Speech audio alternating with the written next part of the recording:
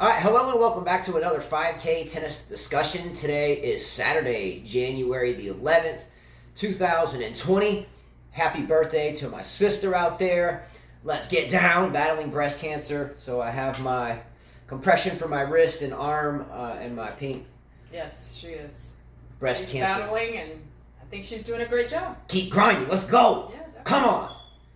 So before we start the show, I want you guys to vote. Facial hair or no facial hair? What's up with that? I'm just curious. No, I'm why did you? I'm just curious. It's kind of a cheesy thing. No, it's not. Anyway. It's just a little thing in there. All right. I like the baby face. That's why I want you guys to vote. All right, let's start talking tennis. All right.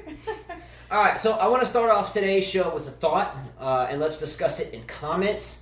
But it's a good thought, and it's a thought that I know Carla and I have discussed oodles of times, and surely I've been in this discussion with oodles of people over the years, but I don't think we've actually broken it down on this show. So here it goes. Follow me on this one. I kind of just brainstormed and threw some notes on a page, so kind of follow me with this one, okay?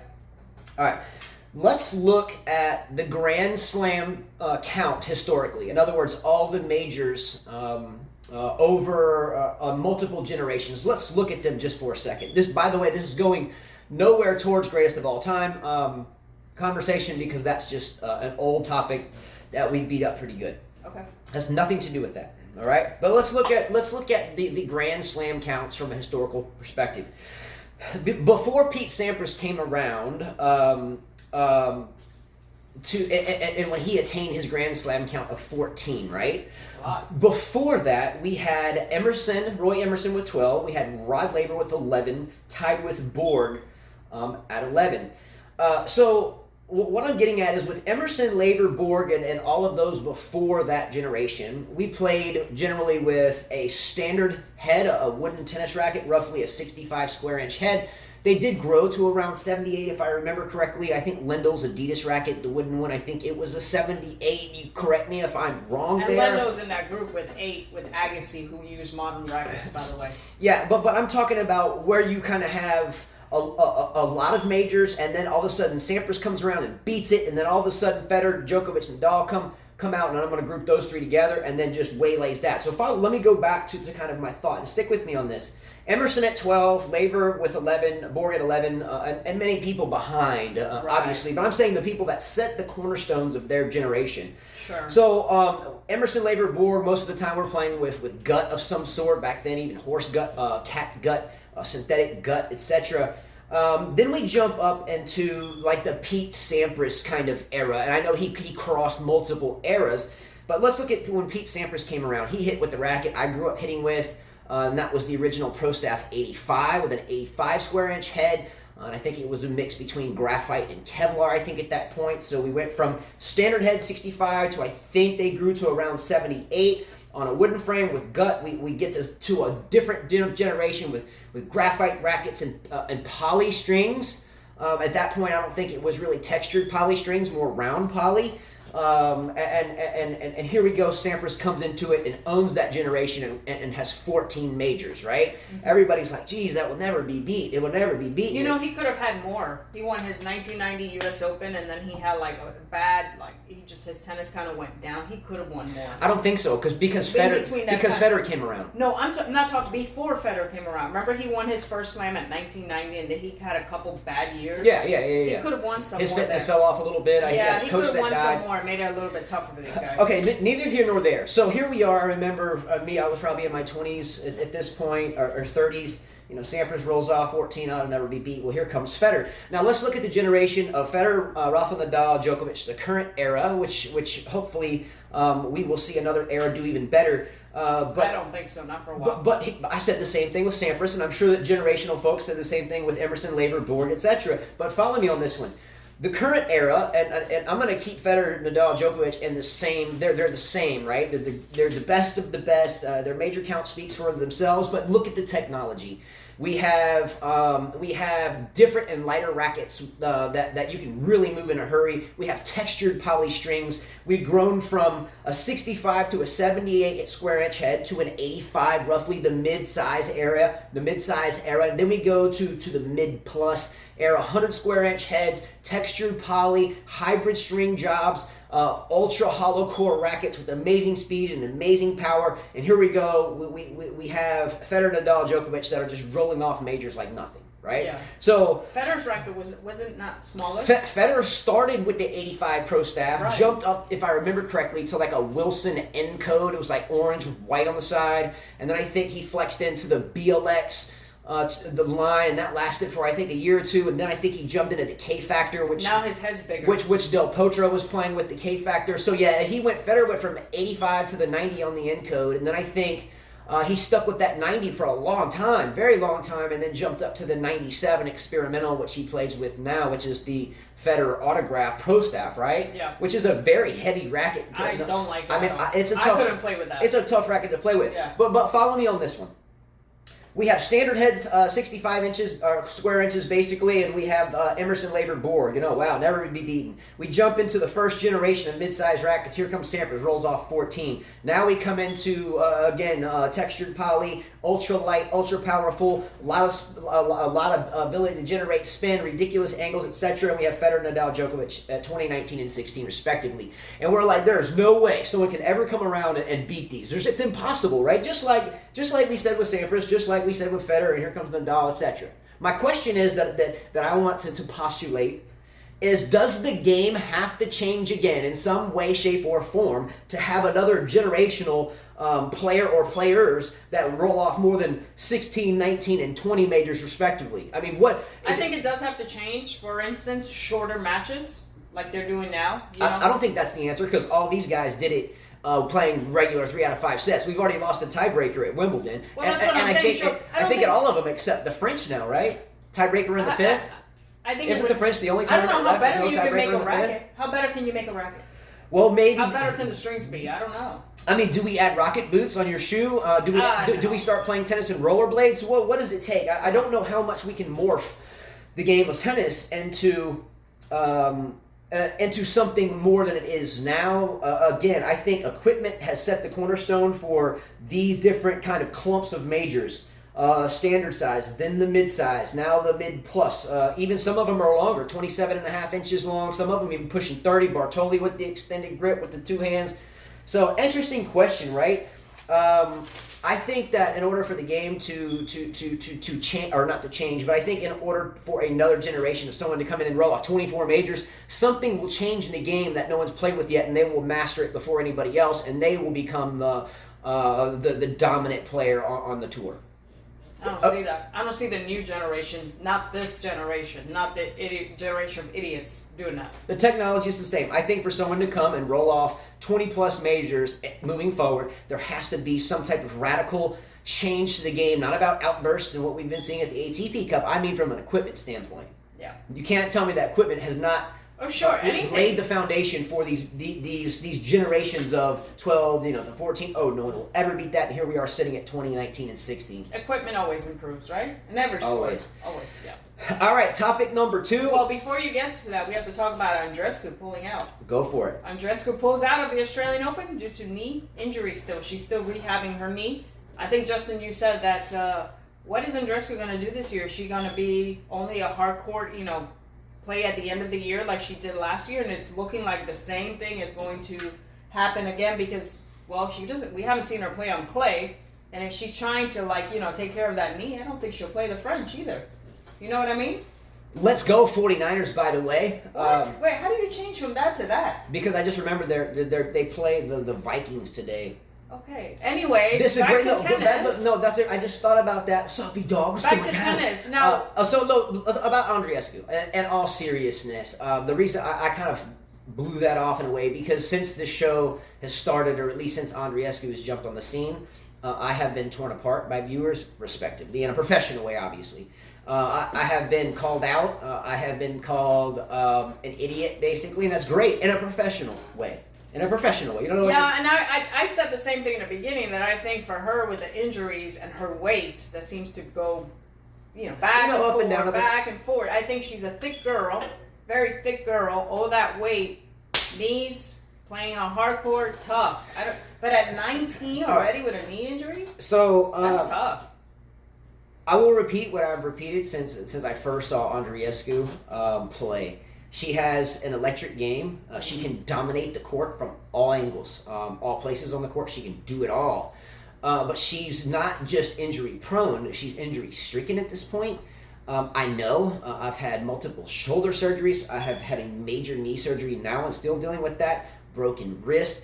At her age, to be dealing with chronic type injuries, it's one of those things where you have to ask yourself, what's more important here? I'm 19. Do I need to find out what my body can take and what it can't take? Absolutely.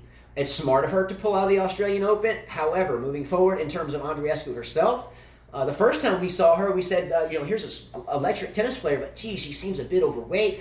No disrespect there. Just out of shape per se. And there's other players on tour that are out of shape. Yes. What do we have? Townsend, I think. Townsend's out of shape. Yeah. And a couple other ones. No Serena disrespect there. out of shape. But as the body is beaten on the court, step and step and step, and happy feet and footwork, preparation, up, back, everything mixed in.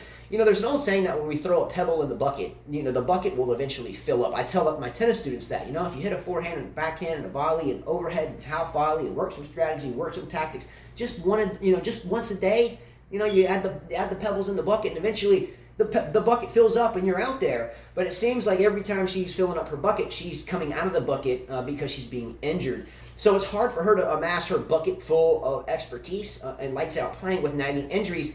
So I'll leave it at this. Hopefully the Andreescu team finds out what her body can and cannot do and work with. I'm surely after her major win, she has enough capital to hire on physio, nutritionists. I'm sure would work, and maybe sports psychologists, because if her weight is going up, down, up, down, up, down, up, down, maybe there's some issues with that the body is having a hard time to adapt to. If you think about it, Serena at her age, 19, was rock solid.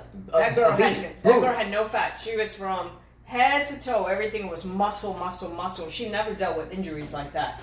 So for Andreescu at 19 dealing with a knee injury, tough. But good for the rest of the women on the field. Good chance for Osaka, good chance for Pliskova, good chance for Barty, good chance for Serena. Opens the door. Great chance. Opens the door for a lot of people. Yeah, opens the door especially for Serena, because Serena, I don't think if she would have met Andreescu in a quarter or a semi or a final, I think the mental part and the absolute level of game at this point in time would have leaned towards Andreescu, but unfortunately, the darn nagging injuries, and I wish her well, but there's not much you can do when you're injured except suck it up and do your best and stay positive. I guess Nike's going to have to put that outfit on somebody else.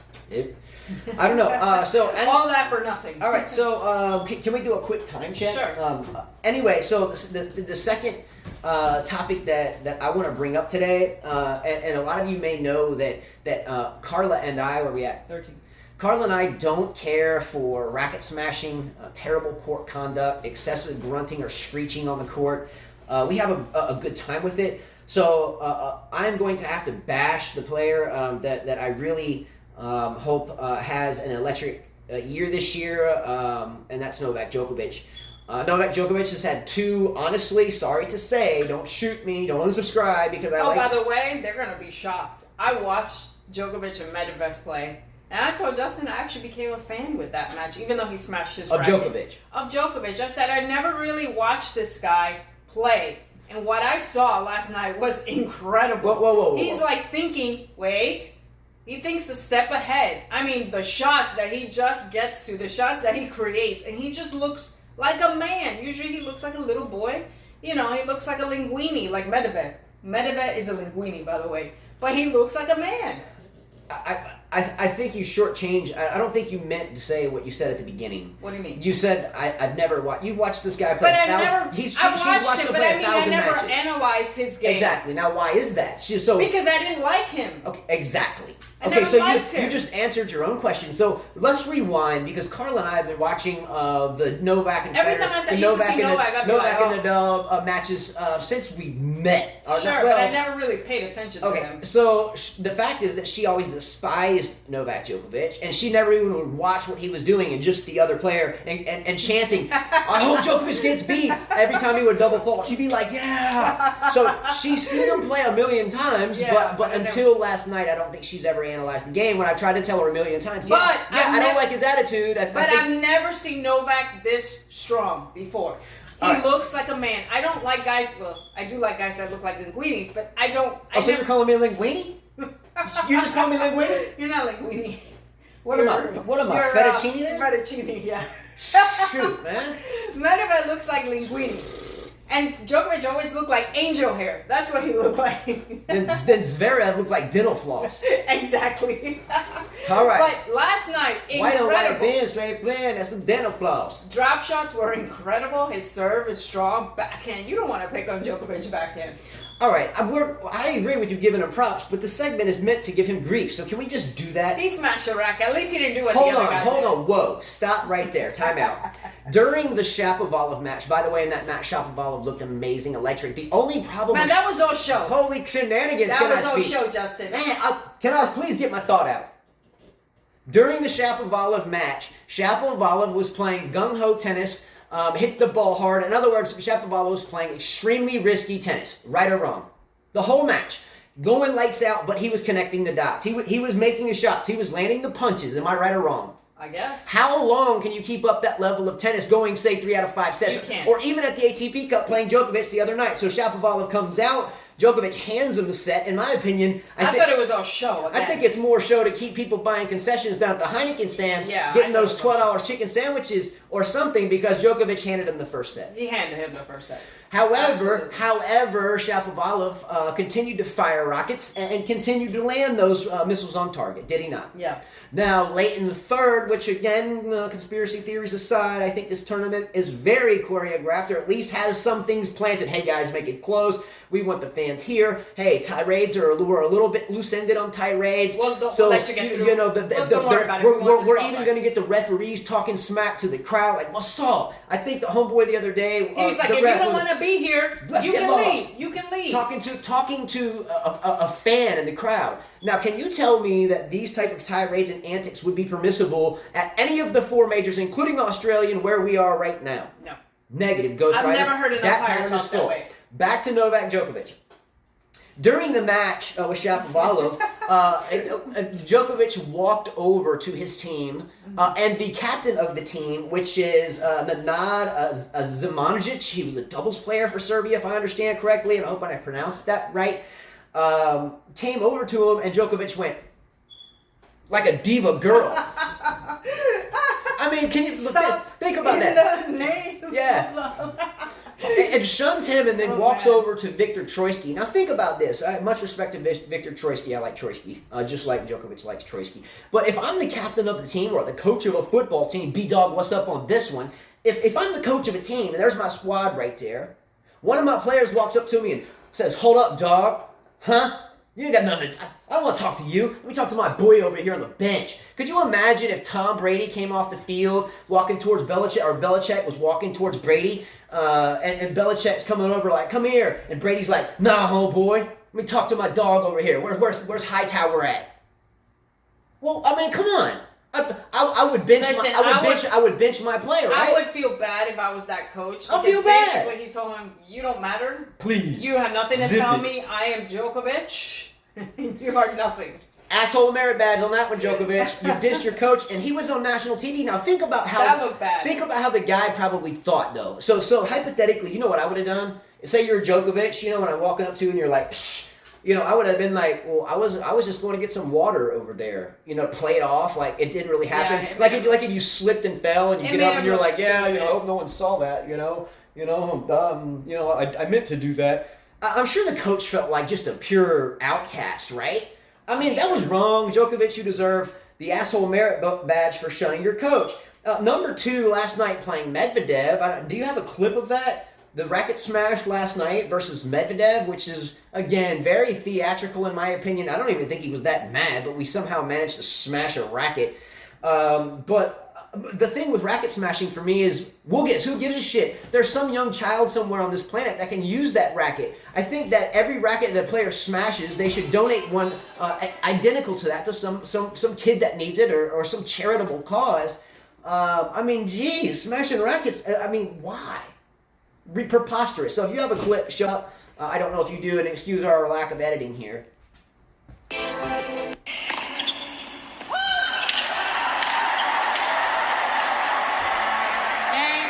that racket got smashed, and he threw it. And then he tells the ball boy. And then he threw it. Yeah, and he tells the ball boy to go pick it up. Indication of the man's passion.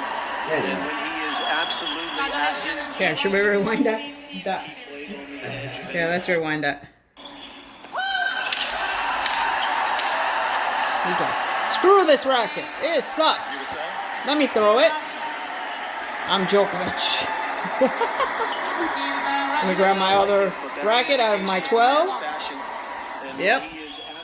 So look, I mean, no need for it. I think very theatrical, in my opinion. He didn't even look that mad, honestly. I don't know. What do you think? I think he's used to doing that. I mean, I'm looking at it again. He smashed it about 3 times. The shunning of the coach was rude and morally wrong. I hope he deserves that coach. They keep showing it. I'm surprised these guys are not scared to get hit with something. One of them accidentally will get their eye blown out, and then people won't smash rackets anymore. Yeah, someone eventually will get hurt badly. If you're smashing a racket right in front of you, you risk stuff going in your eyes. He wasn't the only one that smashed a racket. I don't know. I'll go back to it. Right. But he's not the only one. Hatchinoff also smashed a racket. I think he was just trying to fit in with Medvedev. You know, he had to do something bad boy. Yeah, Thor, you know, he's usually goody-goody, but he had to smash his racket too. So, an ending of this broad subject and the tangents and roads we just went down, a lot of the conduct we've seen at this tournament, at any other tournament, agree or disagree, the conduct would not be permissible. Yeah, but they're trying to sell tickets, babe. They're trying to sell tickets. I.e. the Zverev, the Medvedev, the Tsitsipas, the smashing, once Djokovic, smashed a racket. It happens. Federer's done that. But the Zverev freak out, the Medvedev freak out hitting the chair, the Tsitsipas freak out hitting his dad. If that happened at Wimbledon, guys, I have a hard time. I have a hard time believing that the player would still be on the court. Lastly, go ahead. Lastly, even the referees were talking smack. If that doesn't sound at least somewhat choreographed, the referees are talking smack to the crowd. If you don't like it, you just go home. And the referees are all mic'd up. Mic'd up. The refs are now mic'd up at this tournament. So you can't tell me that it's not a little bit choreographed, especially given the business side of this tournament that has been initiated by very deep showbiz pockets. From the producers to the owners to the tournament organizers, it's a pitch. Well, I think Stefan, who I haven't heard from a long time, sent me a message, and we were talking about the ATP Cup versus the Davis Cup. And I told him the ATP Cup is better because it has everything. It has action. It has drama. It has the crowd involved. It's fun and people are enjoying it. Pretty soon, I think the Davis Cup will disappear. Not only that, the players are making money out of this tournament. They're getting practice before a Grand Slam. So I think the ATP Cup is better. Let's go Niners. Let's go. Stop with your Niners. Stefan said it well. It's exciting, but I do like what B-Dog said. Well, hold on with the B-Dog. Did we not speak with someone on Instagram earlier, Native Reshuffle, before we started the show? Yes, Native Reshuffle. Did we not? We discussed the before any of these tournaments started with the Davis Cup reorganization, with the ATP Cup. There is still something like World Team Cup that's still in the mix, by the way. The Laver Cup. We discussed all of this last year before any of these tournaments, even the year before that, before the Laver Cup even started, we discussed all this before this happened, and we basically were right the entire time. Yeah, well, Stefan said money talks. Tradition died. He's like, Davis Cup is a 100-year tradition. He's like, it will die because money talks. And he's absolutely right. So Native Reshuffle reached out to us today on Instagram on a personal message and asked whether or not it was smart for Federer not to play the ATP Cup, and would Djokovic and Nadal be too tired to play the French Open.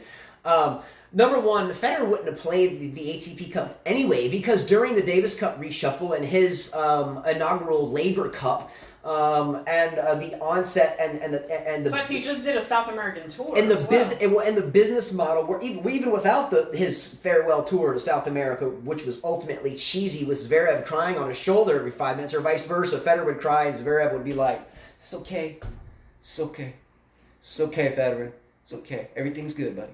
It's okay. Oh, hugging and get bossed. Cheesy, man. Get off me, dude. You're hugging on me, man? Get back, man. Give me some boxing gloves or something. Hugging on me. If it was a girl, you wouldn't mind, right? Yeah, I wouldn't mind that. Well, if it was you, because otherwise, if it was another girl, you'd be kicking their ass. He'd be like, what? Bah, bah, bah, bah, bah. So yeah, see the good part for me is I could never in my life cheat because I would feel so sorry for the girl that would get pounded by her. So I have a good moral. I'm not going to smash a racket on that deal because I just don't want to see someone get punished. I'm kidding, totally kidding. So and all due respect. No. All right, but anyway, I don't want fucking. Yeah, to stop. I don't want Linguini Noodle to be hugging on me. All right, anyway, we're going to move forward. We're going to push through that like it didn't happen. Bleep that out. All right, so a multitude of viewers, including B-Dog. I mean, it happens, so I'm in the moment. Whatever. I mean, okay. Rahesh is going to get on you for that. Rahesh is going to slap me with the long fettuccine noodle from Houston. But he did ask a good question. Was it smart for Federer not to play? Not only because of that, Justin. Well, he doesn't want to expose his game. Here he is, 38 years old. I'm 40. So he's 38. He's older. He doesn't want people watching his game. He wants to be fresh. For the Australian Open, let Djokovic and let Nadal battle it out and use up all their energy in this ATP Cup. Meanwhile, he'll be relaxed. Also, Wayne Chia says, I hope Djokovic is not too tired. He said the same thing at Nadal because he really needs to win this Australian Open if he wants to get closer to the 20. All right. First of all, I get it if you're a junior player or a college player where you're meeting some opponent and you haven't faced them before and you say you don't want to expose your game. I get that. I tell my sons that I want to play someone they've never played and they ask them to hit before the match. Heck no. You're not going to hit with that dude. You don't show them your game. And when you warm up, hit like a schmuck until your first serve. Don't show them nothing, right? I think that's woogus. I think that's bull jark on your comment there. I don't think that's it at all. It's a business decision. Roger Federer's Laver Cup, and now look off the court. I'm not talking about on the tennis court. I'm talking in the business office, sitting down in your suit or your Uniqlo. Isn't he going to be like the first billionaire athlete? I'm talking about the business side. Squash the athletic side of it for this quick take, and we're going to move forward. Squash the athletic side. We're talking hundreds of millions of dollars in the future revenue for the Laver Cup. The ATP Cup, and the hopefully Davis Cup, and hang on because they've been around for 100 plus years, and now they're getting shunned off to the side in a sense because now they're having to compete. And I think it's the ITF that does Davis Cup anyway, whatever. But they are having to compete for. Let's look at this. Let's say you have 1 million people that go on vacation once a year to go to the Davis Cup because they like the team setting, whatever it is, and now you got 3 choices. So all of your consumer of airplane tickets and seats to go see their favorite players abroad, the kind of the fan base,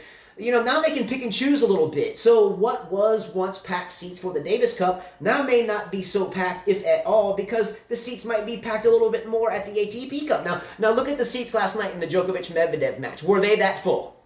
It was about halfway full. Djokovic-Medvedev, the seats were full down low and sporadic up top. Now think about that from a tournament organizer situation and why sometimes I think Djokovic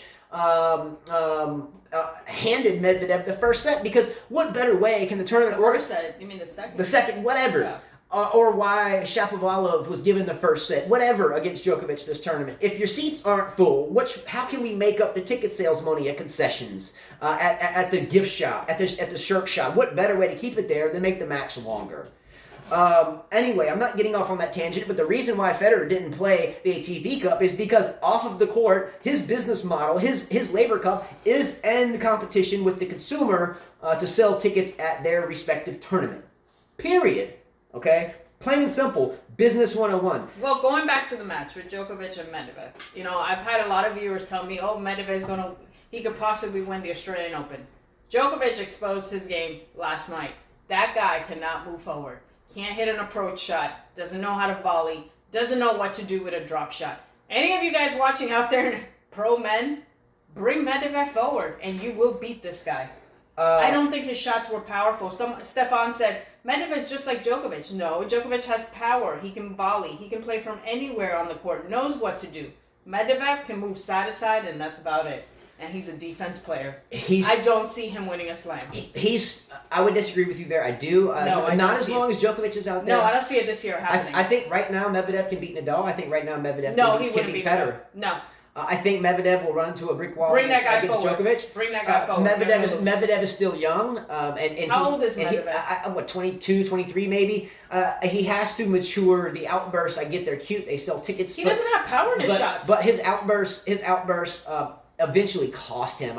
Even losing track of focus for 1 minute, i.e. during an outburst, it spells disaster. There's nothing new underneath the sun in a way. He's 23 years old. When the human being melts down, generally so does everything else behind it. By the way, Southern looked good like always. I had to say that. Can you give me a quick time check? All right. Yes. Southern was my favorite Russian guy. She's always liked Marat Safin a lot. I love them as a player. 30. All right, 30. So let's push forward through this. Yesterday, B-Dog out there sent a comment, I think, about and in the same lines as a lot of other viewers has sent us messages as well. I think here the gist of the story. I think you've already got it pulled up, but a lot of people have sent us the same message. This type of tennis, which you see at the ATP Cup, is now what sells, and the world is changing. Right? Pardon me. Yeah. Can you read that? B-Dog says, "What does it take to be disqualified? The same it takes to not become a fan of your favorite misbehaving tennis player. Society is changing. Bad behavior is rewarded. And 1 million likes on Instagram, good behavior is boring. It's sad. Sport usually reflects society." All right, so B-Dog, thank you for the message. A lot of other people have sent basically the same flavored type message. So the moral of the story is the world is changing, and that's what sells. I'm gonna disagree with this to an extent. B-Dog knows I like to disagree. We were watching the Djokovic-Medvedev match and guessing the score. We were going back and forth there. Love that. Let's get down. Go Niners. But I'm going to disagree with that a bit. And let me tell you why. There's nothing new underneath the sun. That's an old quote. Nothing new underneath the sun. Another old quote. The more things change, the more things remain the same. I think I've heard that about 1,000 times in my life. Does anyone recount like European history or Western civilization and its development? Any of the studies thereof, ancient Rome, Greece, and let's even if not, have you ever seen like the movie? Like, I'm not a big movie guy, but like Gladiator. Mm-hmm. Of course, I love that. You know, they were throwing slaves into pits 2,000, 3,000. Many more thousands of years before that, surely. Into gladiator pits, and the crowds would be like, "Raw, raw," and if the slave, decapitated enough lions that were trying to eat their face, or they decapitated the dude riding the horse. What is that thing called? A chariot with like blades sticking out of the wheels. As long as they didn't get cut in 7 pieces, and actually slice that dude's head off, the crowd was like, "Roar, roar, roar." So you can't tell me there's anything new underneath the sun about selling tickets, because they've been selling tickets to gory lion eating your face, chariots ripping off your intestines and throwing them on a platter, and everybody cheering for you since time basically began. So you're going to tell me that there's something new underneath the sun. The only thing that remains true underneath the sun is being a gentleman, a scholar, a student, a kind human being, and that's it. So if you want to sell tickets by smashing the umpire's chair, whap, whap, whap, get back, whap, whap, whap, I'm gonna not get lost if you want to go, says the ref. Djokovic, that's not even a really big deal at this point, but I'm gonna smash away, el raquito. Stupid. Tsitsipas, smash up. Totally demolished his dad's arm. Totally demolish his. I mean, that's fake news. Okay, let me rewind that. Puts a bruise or something on his, as she would say, something. She doesn't say something, S-O-M-E-T-H-I-N-D. She says something with S-U-N-T. What about the commentator that talks like that with like a Spanish accent? I don't know. The world is changing if we don't see the cycles of history since time has began, at least until we have, I can go back in time and research gladiator pits. Being a buffoon and being a jester sells tickets. It packs the stadium. It allows the crowd to throw tomatoes. And it's reciprocating. I throw a tomato at you, the jester freaks out worse. Then I throw a tennis racket at you, and then they freak out even worse. And then I throw a watermelon at you, and then I do something even more stupid. And the process repeats itself. And what you get is Medvedev, Kyrgios, Tsitsipas, and sometimes Djokovic. Even though I like Djokovic, he's a heck of a player, looks really good. Well, talking about the ATP Cup, it's Spain against Serbia. So Djokovic-Nadal match, I don't think those two wanted to face each other before the Australian. Yeah, let's go, man. That won't be good. Do you really believe that? Yes. Like all of a sudden, no, but do you really believe, I think Nadal has a lot more to lose facing Djokovic. Yeah, exactly. He didn't want to face Djokovic. Why would they want to play here? Exactly. Why? They're going to be 1 and 2 in the draw at the AO. I mean, What? I mean, come Yeah, on. Let's be real. I think Djokovic will win that. Lajovic and Batista face each other. So they move forward. That's to expect in Serbia. Spain, I expected that pretty much. Going on, and Kyrgios loses to Batista, which was shocking to me. Not really. If you're using the same type of mindset as Native Reshuffle said on Instagram, are they going to be too tired to play the Australian Open? I don't think anybody here needs to wear their body down, especially Nadal. Especially Nadal. Number two, though, especially Djokovic. Djokovic has a lot to lose. Djokovic needs to be careful at this point. Yeah, but he did pull out of next week's tournament. Let's go on to the women's. I have to say this. Alexandrova wins Shenzhen Open, beating Rybakina. Yeah. By the way, Sabalenka won that tournament last year. So now that Alexandrova won that tournament, now she has a chance to win the Slam. She has a chance to win the Slam. Alexandrova's good. Yeah. She can play. So she's going to win a Slam because Sabalenka won Shenzhen Open and she had a chance last year. All right, we'll see what happens. What do we think, guys? I think Sabalenka will be just fine. Okay.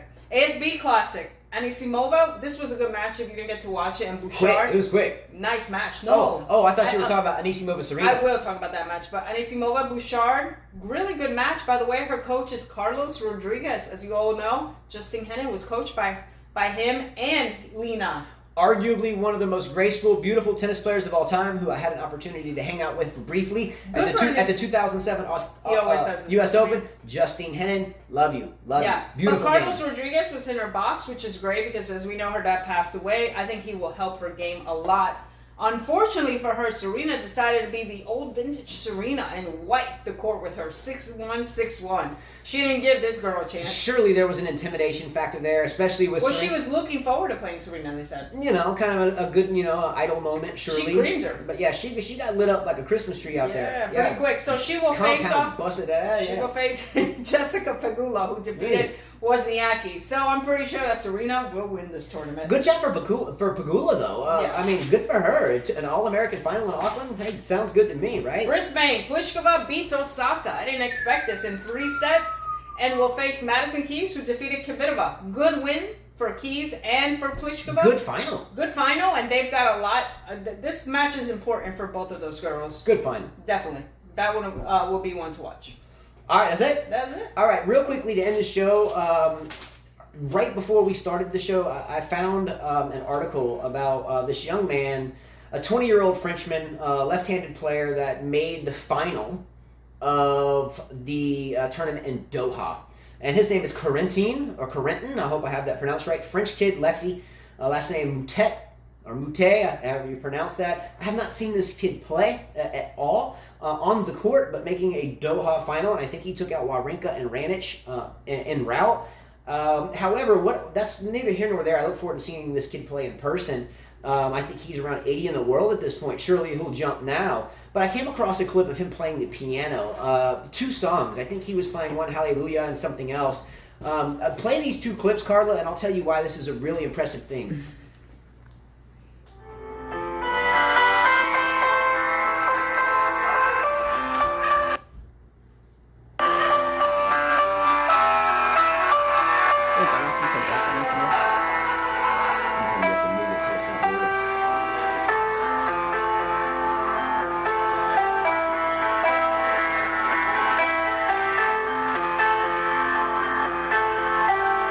Very pretty.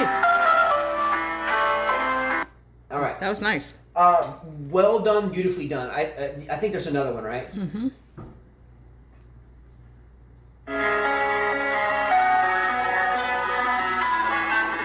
You guys talented, huh? Well, they do say tennis players are very smart. All right, so we're gonna end this show tuning out to Tet's music. How important is it in life to learn a musical instrument? All of my children at least sing or play some type of instrument. When I grew up on the drums, percussion, or piano, as well as hip hop freestyle rapping. Believe it or not. Anyway, the ability to have rhythm in music on any way, shape, or form, whether it's the flute, clarinet, saxophone, trumpet, trombone, tuba, bass guitar, whatever, is very important to learning the game of tennis. And Carlo's 100% right. Tennis players can be Very smart. Extremely smart. Look at some of these guys know a whole bunch of languages. 6, 7 languages, 8 Yeah. languages.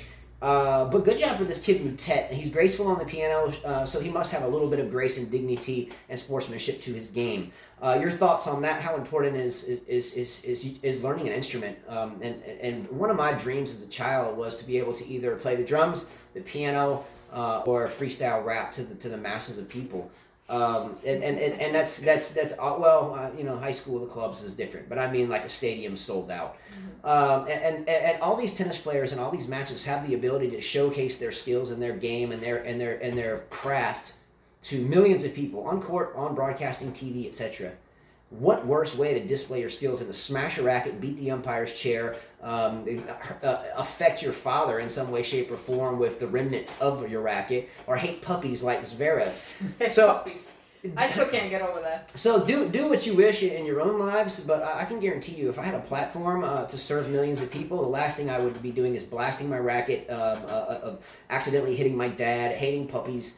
Smacking the umpire's chair. I don't think he hates. I think I would do this if something didn't go my way. I'd have to pause and take a breath and say thank you so much for your time.